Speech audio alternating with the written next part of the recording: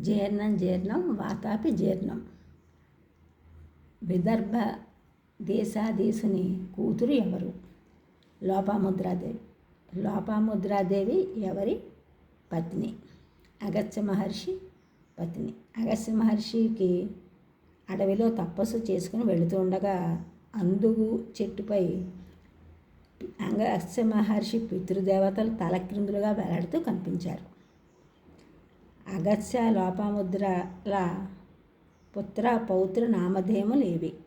దృఢన్యుడు, తేజస్వి. మణిమతి నగరంలో ఉన్న ప్రసిద్ధ సోదరులు ఎవరు? వాతాపి, ఇల్వలుడు.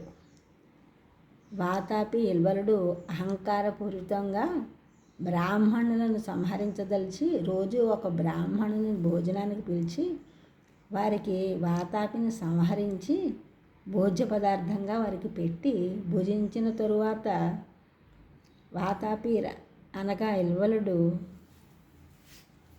ఉదరం చీల్చుకుని వచ్చేవాడు వాతాపి. అలా ఒకరోజు అగస్త్య మహర్షిని ఆహ్వానించి భోజనం పెట్టగా ఇది గమనించిన అగస్త్య మహర్షి జీర్ణం వాతాపి జీర్ణం అని అన్నారు.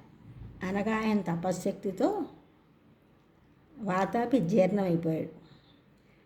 అప్పుడు ఇల్వలుడు వాతాపి రా అని పిలిచినా బయటికి రాలేదు.